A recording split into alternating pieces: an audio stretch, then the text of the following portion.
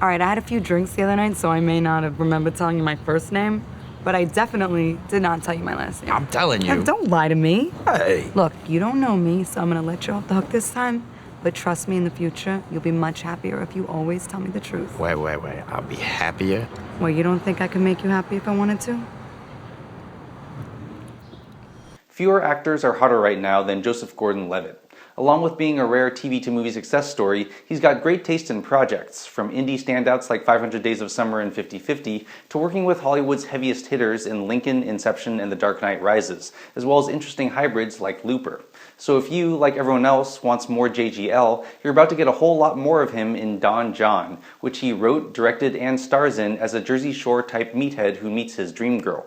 But beware, the ads for JON, which make it seem like a straight-up romantic comedy, are quite misleading, since that represents only part of a film that sometimes felt so jarringly inconsistent as to almost seem schizophrenic.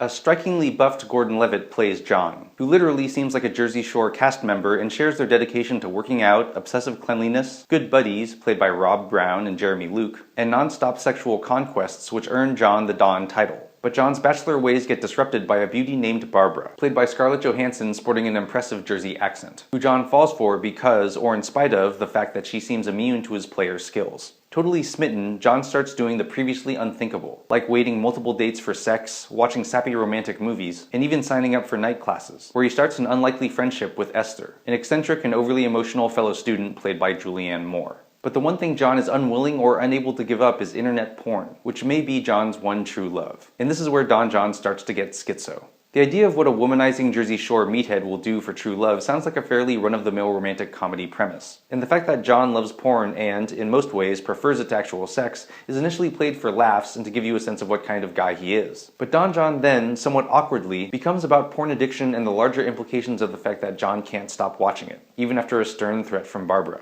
This is when JON starts to look and feel more like an indie movie, as the film goes from standard, evenly lit rom-com lighting to more handheld, underlit, and grainy. The jokes, which rarely struck me as laugh-out-loud funny, largely disappear as Esther, who you hardly see at all in JON's ads, becomes a central character. In look and in tone, JON started to remind me of something that Kevin Smith might have made if he'd continued on the funny yet emotionally real track he seemed to be on with Chasing Amy, though with a lot fewer laughs and less interesting dialogue. But perhaps JON's biggest disappointment is having Brie Larson, who gave one of 2013's best performances in Short Term 12, playing John's younger sister, who spends the whole movie on her smartphone and has just a single line of dialogue. Gordon-Levitt, who gives a committed performance, really seems like one of Hollywood's good guys, especially with his hit record project, and is a legitimate talent, but I'm afraid JON is just too all over the place for me to recommend. The supposedly funny parts of the movie aren't that funny, the dialogue didn't feel particularly sharp, and as a whole, JON feels long despite its 90-minute runtime, probably because it feels like two separate movies, a studio rom-com with Guidos and a coming-of-age indie about porn addiction and narcissism. Gordon-Levitt has such a stellar record of great films that I'd never count him out, but while JON is a confident first film, its inconsistencies don't make it a particularly good one. I'm Jonathan Kim, and this is a ReThink Review.